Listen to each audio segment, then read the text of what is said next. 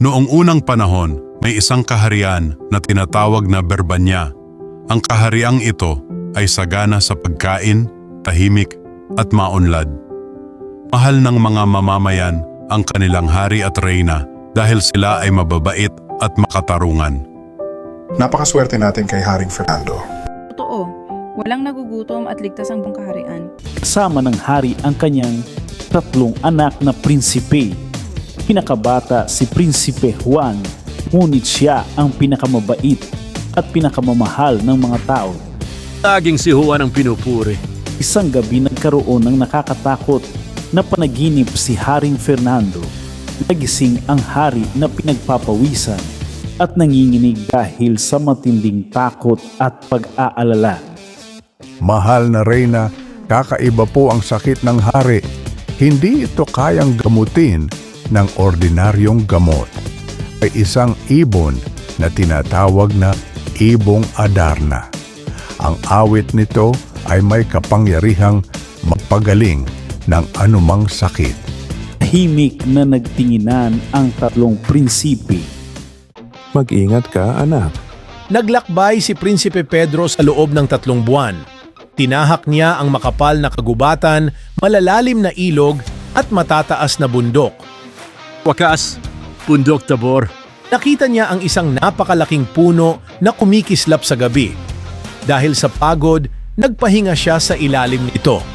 Ako ang Adarnang mahiwaga, umaawit sa gitna ng gabi. 7 beses umawit ang ibon. Sa bawat awit, lalong naaantok si Prinsipe Pedro hanggang siya ay makatulog. Pagkatapos ay dumumi ang ibon at agad naging bato si Prinsipe Pedro.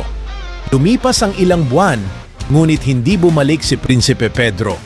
Ako naman po ang susubok. Tinahak din ni Prinsipe Diego ang kaparehong daan hanggang marating niya ang Bundok Tabor.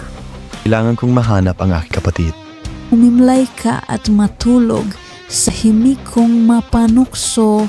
Katulog si Prinsipe Diego at naging bato rin.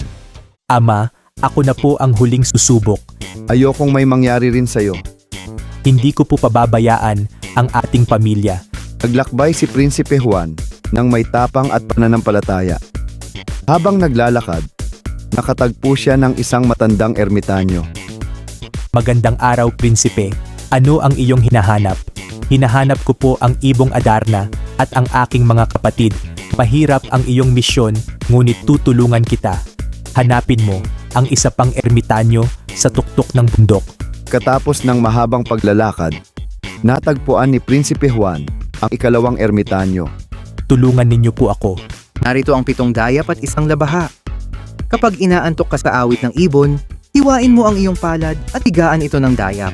Maraming salamat po.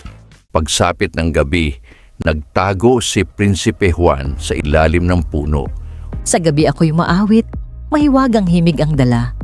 Unti-unting bumibigat ang talukap ng kanyang mata. Hindi ako maaaring matulog. Hinati niya ang kanyang palad gamit ang labaha dahil sa hapdi ng dayap na natili siyang gising. Unay kang matapang, Prinsipe.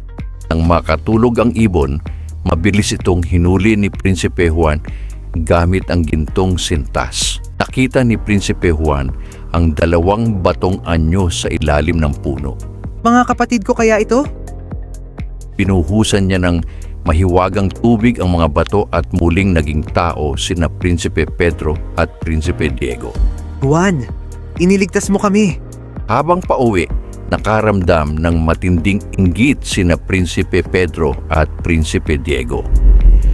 Kapag nalaman ng ama na si Juan ang nakahuli sa Adarna, siya ang magiging paborito lalo. Kailangan natin siyang alisin. Sa gitna ng kagubatan, pinagtulungan nilang bugbugin si Prinsipe Juan. Mga kapatid, bakit? Iwan nila si Prinsipe Juan na sugatan habang sila'y bumalik sa kaharian dala ang ibong Adarna. Masayang sinalubong ng kaharian sina Prinsipe Pedro at Prinsipe Diego. Nasaan si Prinsipe Juan? Hindi namin siya nakita. Iniharap nila ang ibong Adarna sa hari, ngunit hindi ito umawit. Bakit tahimik ang ibon?